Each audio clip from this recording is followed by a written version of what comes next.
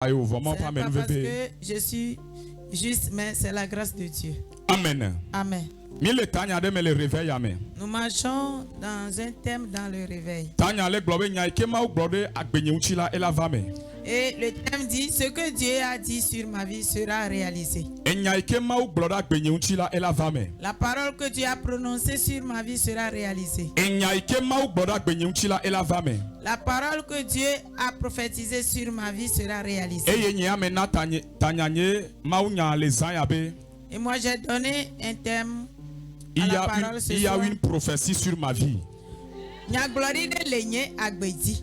Je ne chouerai pas jamais. Il y a une prophétie sur ma vie. Je ne chouerai pas. Il y a une prophétie sur ma vie et je ne vais pas échouer. Il y avait eu des prophéties sur la vie des gens, mais ils ont échoué. Et le père d'Abraham a quitté Chara, il est allé à Cana. Et il est parti mourir là-bas. Moïse a conduit les Israélites vers Cana. Et lui, il n'a pas pu atteindre la terre. Mais je te dis cette nuit, la prophétie qui est sur ta vie, tu ne vas pas t'arrêter. Je n'entends pas ta voix. La prophétie qui est sur ta vie, toi tu ne seras pas arrêté en chemin. Toi tu iras jusqu'à la fin.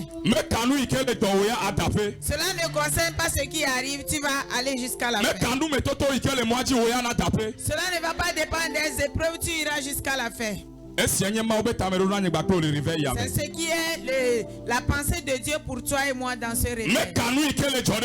Cela ne dépend pas de ce qui se passe dans ta vie. Les gens peuvent échouer dans la famille, mais toi, tu ne seras pas arrêté en chemin. Il y a quelqu'un qui était arrêté en chemin. C'est pourquoi Dieu t'a appelé toi. Nos parents étaient arrêtés en chemin. Nos mamans étaient arrêtées en chemin comme le père d'Abraham. Mais Dieu a vu toi et moi. Et il a fait un bon projet sur notre vie. Et il a fait une bonne prophétie sur notre vie. Pour que toi et moi, nous ne soyons pas arrêtés en chemin. Toi et moi, nous n'allons pas nous arrêter en chemin.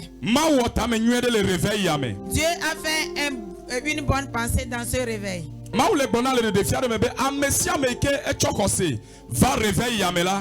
Dieu me disait dans une révélation que toute personne qui vient ici avec foi dans ce réveil, tout ce qu'il traverse, Dieu va l'enlever.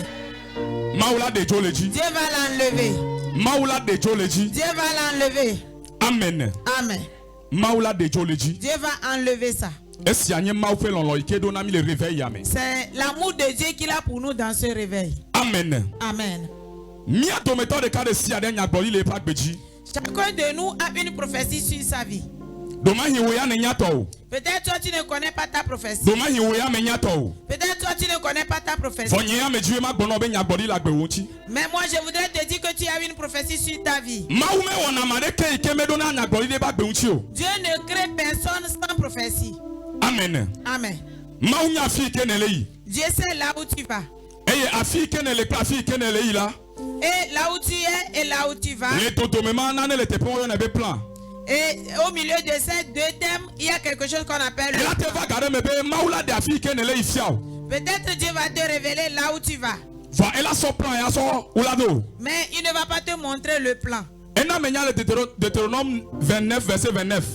Il m'a fait savoir dans Deutéronome 9, 29 que toute chose cachée est à Dieu. Mais les révélations sont à nous, fils de Dieu. Il peut te révéler là où tu vas.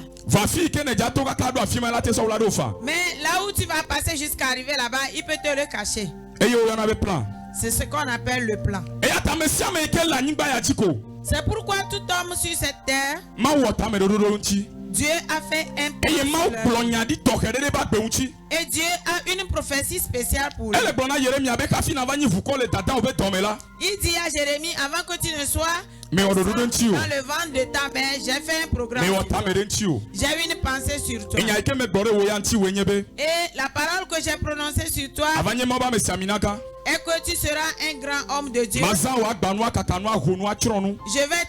vais t'utiliser pour écraser, arracher et faire de grandes choses. Et toi, tu vas construire, tu vas semer. Et Dieu lui a dit ces choses. C'était la prophétie de Jérémie. Mais que faire avant que cette prophétie soit réalisée? C'est le plan. C'est le chemin par lequel il va passer pour aller à cette prophétie. Et sur ce chemin, il y a des soucis. Et sur ce chemin, il y a des problèmes.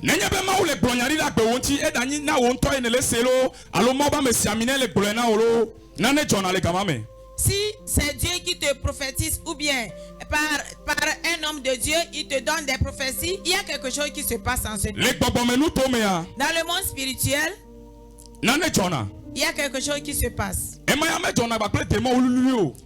cela ne se passe pas avec les petits démons. Ça se passe avec Satan, le maître. Et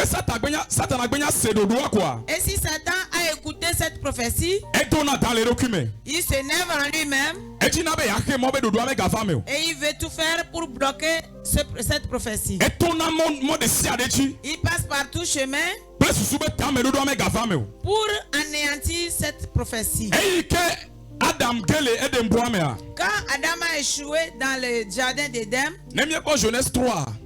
dans Genèse 3, Dieu a dit quelque chose. Il a dit, j'ai semé et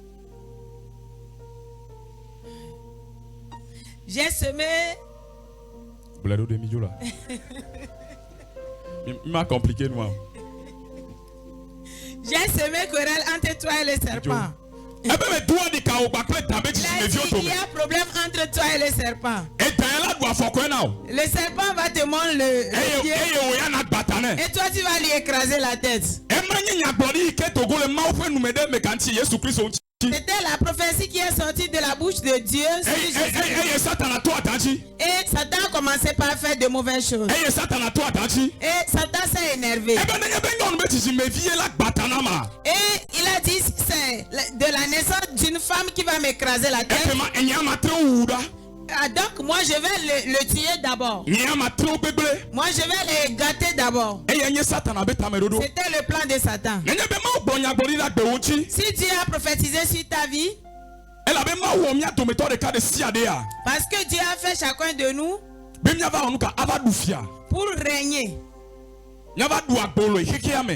pour dominer tout dans le monde. Amen. Amen. Pour que nous soyons chefs dans le monde. C'est ainsi que Dieu nous a créés. Mais Satan n'est pas content de cela. Quand il connaît cette prophétie, c'est fini. Il a commencé par attaquer les enfants de Dieu.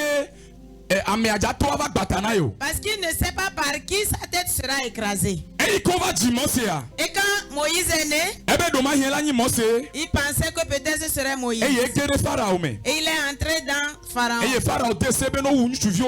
Pharaon a donné une loi de tuer tous les garçons. Et quand le temps de Moïse est passé, quand Jésus-Christ est né, même chose c'était la même chose quand Hérodès était roi. Parce qu'il y a une prophétie qui est née. Et dans le monde spirituel, tout le monde sait que et une guerre a commencé dans le monde spirituel. Et Satan a commencé par chercher par quel moyen tuer Jésus. C'est ce qui arrive sur toi et moi aujourd'hui. C'est par toi que Dieu va passer pour sauver ta famille. Et toi-même tu l'as eu comme prophétie ou bien on t'a prophétisé. Et Satan connaît ceci, c'est pourquoi tu travailles les épreuves. Mais comme cela ne veut pas dire que ta prophétie ne va pas être réalisée. Ta prophétie va être réalisée. Et si tu luttes, cette prophétie va être réalisée. Mais il faut savoir que tu vas traverser les épreuves. Il faut savoir qu'il y a des épreuves sur ce chemin. Le roi Hérode a fait que plusieurs garçons ont perdu leur vie au temps de Jésus-Christ. Et la Bible a fait savoir dans l'Apocalypse 12, verset 25. Nous allons lire cela. C'est 5, verset 25. 12, verset 25. 12. Amen. Amen.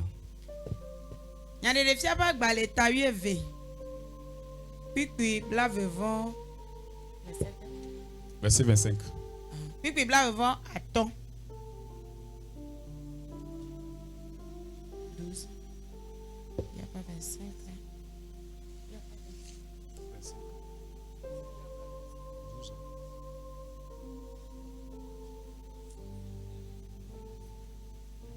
12 s'arrête à 17.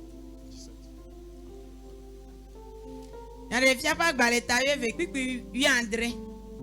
Et du coup, votre balade, non, anti. Et ojoyi abawoge ple nyonu pe pome. Si o suso. Ame si o le ama upe de asi. Et Yesu pe da se didi le osila. Amen. Amen. Quand la prophétie est sortie, que la descendance de la femme va écraser la tête de Satan. La Bible dit que Satan s'est énervé. Et il est descendu pour lutter, faire la guerre contre la descendance de la femme. Ce que tu traverses, c'est Satan qui fait la guerre contre toi. Mais ta prophétie ne sera pas arrêtée en chemin. Amen. La prophétie ne sera pas arrêtée. Ta prophétie sera réalisée. Si tu traverses les épreuves, il y a deux choses qui se passent. L'épreuve. L'épreuve est différente de l'examen. L'examen, ça vient de Dieu. Comme un bon père, il fait l'examen à ses enfants pour leur changer de niveau. Pour voir si ils ont vraiment l'amour pour lui. Mais l'épreuve ne vient pas de Dieu. L'épreuve vient de Satan. Amen. Amen. La différence entre l'épreuve et l'examen, l'épreuve, c'est le péché qui amène ça. Et l'examen, ce n'est pas le péché qui l'amène. C'est pourquoi quand les élèves fréquentent jusqu'à un temps, ils font l'examen. Et pour voir s'ils apprennent et s'ils enregistrent ce qu'ils apprennent bien. Et s'ils ont gardé ce qu'ils ont appris pour utiliser dans les jours à venir. C'est ce qu'on appelle l'examen. Mais l'épreuve, c'est pour faire échouer. C'est pour gâter la vie des gens. C'est pour voler la gloire que Dieu a mise sur toi. Quand tu lis Lamentation, il a dit, nous tous nous avons péché et nous avons perdu notre couronne. L'épreuve est venue grâce au péché. C'est pourquoi il n'y a pas d'épreuve qui vient de Dieu. Si Satan te met à l'épreuve, Satan reste devant, mais Dieu reste derrière. Et Dieu attend que si Satan t'a mis à l'épreuve et tu n'as pas échoué. Que lui, par cette épreuve, qu'il t'élève. Dieu veut passer par cette épreuve pour que ta prophétie soit réalisée. On a écrit sur Jésus-Christ qui va venir sur cette terre. Et il sera battu et il sera cloué. Et il sera mort mais ressuscité au 3e jour. Et il sera ressuscité dans une gloire. Et quand Jésus-Christ était venu,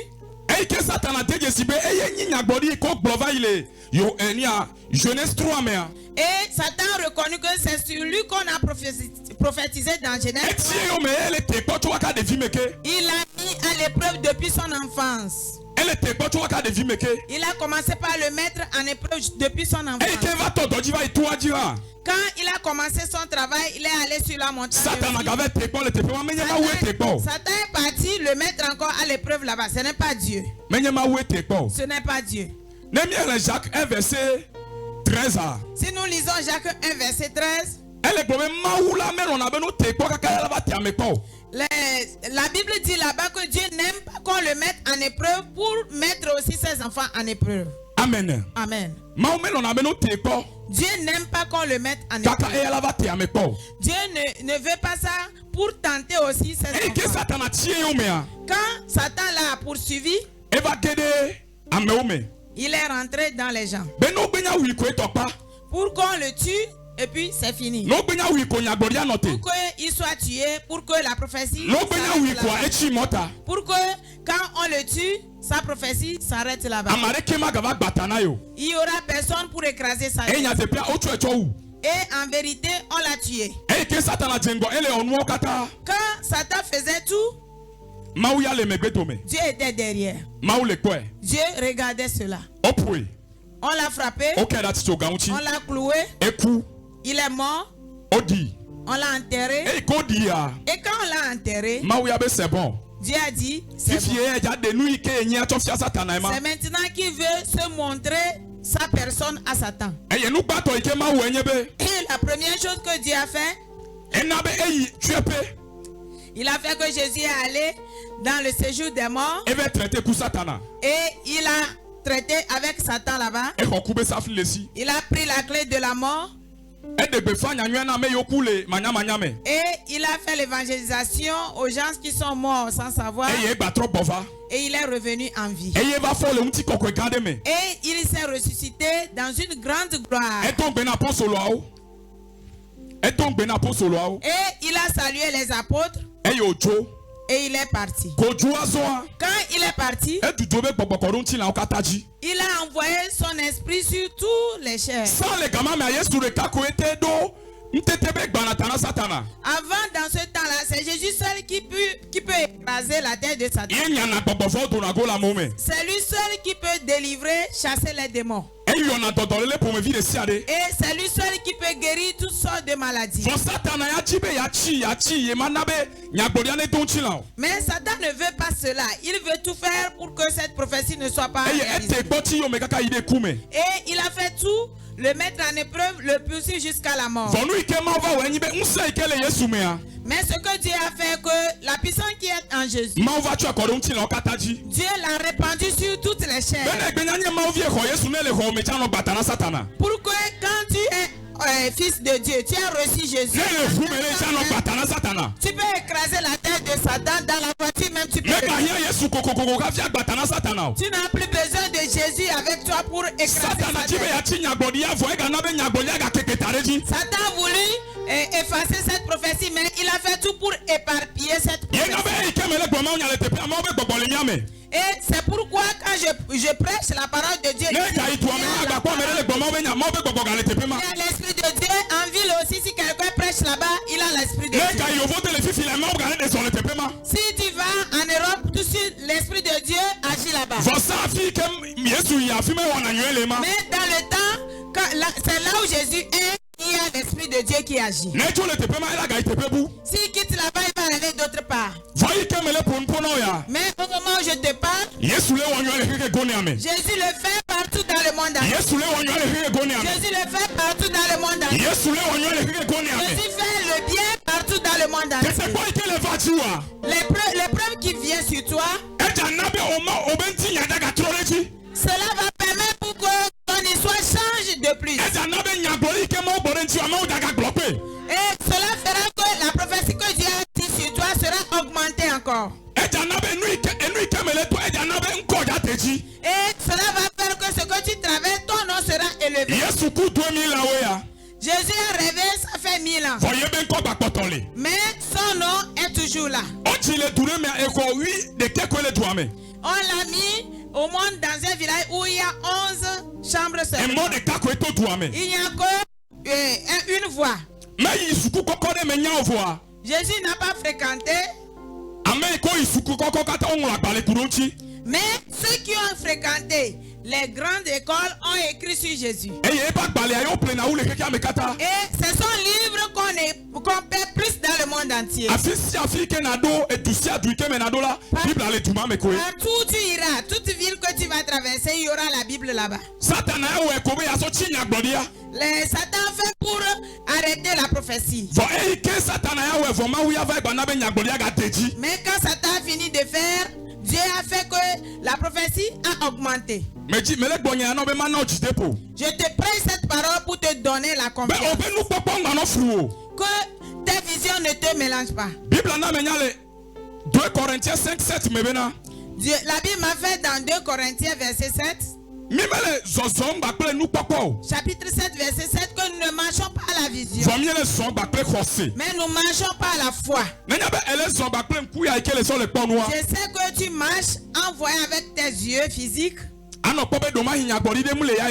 Peut-être tu vas croire que tu n'as pas de prophétie. Peut-être tu vas penser que ton temps est déjà passé. Peut-être tu peux dire, est-ce que quelque chose peut être réalisé dans ma vie encore? Et tu peux dire, selon mon âge, est-ce que je peux avoir encore de bien? Je voudrais te dire ce soir que tu peux avoir encore de bien. C'est pourquoi Dieu a établi cette marche. Si Dieu a établi les rames, il envoie sa puissance, son autorité, pour faire que ces prophéties soient réalisées. C'est pourquoi nous avons cette puissance au milieu de nous. Toi qui écoutes cette parole et tu la digères en toi, que ta prophétie soit réalisée. Que ta prophétie soit réalisée. La prophétie de Jésus n'est pas restée dans la tombe. On l'a enterré croyant qu'on a enterré aussi sa prophétie. Mais c'est 3 jours que la prophétie a fait dans la tombe et elle est ressuscitée. La prophétie a fait 3 jours dans le séjour. Peut-être qu'on a enterré pour toi aussi, je ne sais pas. Peut-être aujourd'hui est le 2e jour. Si pour toi n'est pas ressuscité aujourd'hui, elle sera ressuscitée demain. Amen. Amen. Ne sois pas découragé. Ne sois pas découragé. Si tu traverses les grandes épreuves, il faut savoir que ta prophétie est grande. Ta prophétie est grande. Ce que moi je vais traverser, toi tu ne peux pas traverser. Ce que tu vas traverser, moi aussi je ne peux pas traverser. 13 verset 10. C'est pourquoi dans 1 Corinthiens 13 verset 10, il n'y a pas des épreuves qui arrivent, cela n'est pas à soi. Mais Dieu est fidèle, il va nous faire sortir de toutes ces épreuves. Dieu est fidèle, il nous fera sortir de toutes ces épreuves. Je sais que Satan est en guerre avec toi. Et ce qu'il a dans sa tête, c'est Jean 10, 10. C'est Jean 10, 10. Qu'il veut tuer, voler et gâter tout. S'il veut te tuer, il n'a pas pu. Il va te voler. Et quand il te vole, il va te gâter un peu. Genèse 12, verset 6. Et si nous voyons dans Genèse 12, verset 6, nous allons lire à partir de verset 1. pour bien comprendre. Maouyo Abraham. Dieu a appelé Abraham. Abraham. Et Dieu lui a dit, quitte la maison de ton père et va sur la terre que je vais te choisir. Et Abraham a écouté Dieu. Et il a quitté la maison de son père. Et il marchait sur le chemin que Dieu lui a tracé. Il marchait sur son chemin. Il voyait la ville de Cana. Et il a fait une ferme ici. Quand Dieu l'a appelé, il a prophétisé sur sa vie. Amen. Amen. Et quand Dieu a prophétisé sur sa vie, en deuxième position, Dieu lui a donné là où il va rester. Amen. Amen. Et il lui a dit d'aller à Cana. Et il est parti à Cana. Quand Satan sait que Dieu l'a appelé, et Dieu a un programme sur sa vie, et il a prophétisé. Quand il est arrivé là-bas, il y a eu quelque chose qui s'est passé. Il y avait eu une famine. Amen. Amen. Si tu travailles les temps de famine, ce n'est pas toi le premier. Tu as une prophétie, c'est pourquoi. Et c'est Satan qui t'attaque ainsi. Mais après cette famine aussi, Dieu est là. Parce que c'est autant de famine que Dieu enseigne. Amen. Amen. Qui est avec moi? Autant de famine, Dieu enseigne ses enfants. Si tu manges beaucoup, tu ne peux plus. Et en ce temps-là aussi, Dieu ne parle pas vite. Si quelqu'un mange bien, il faut 6 heures de temps pour digérer. Si tu manges matin, tu manges midi et tu manges soir. Il faut voir ce qu'il y a.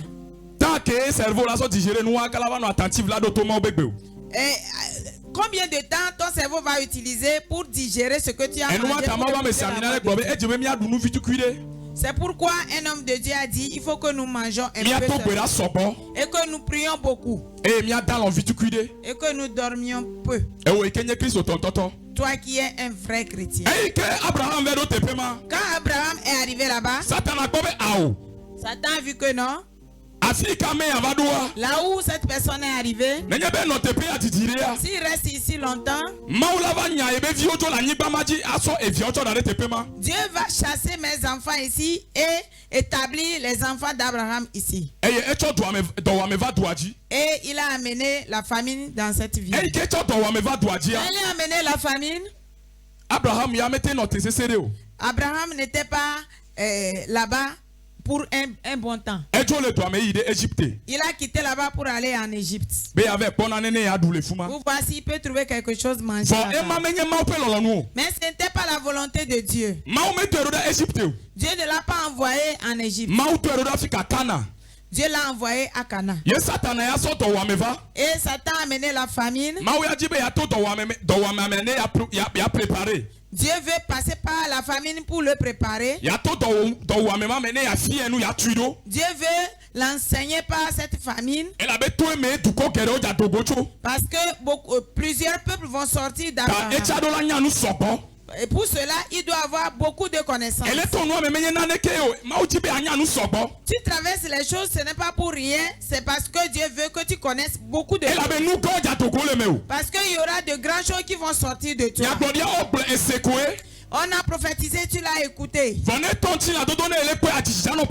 Mais quand cette prophétie va commencer par être réalisée, quand tu vas le voir de tes yeux, toi-même tu seras effrayé.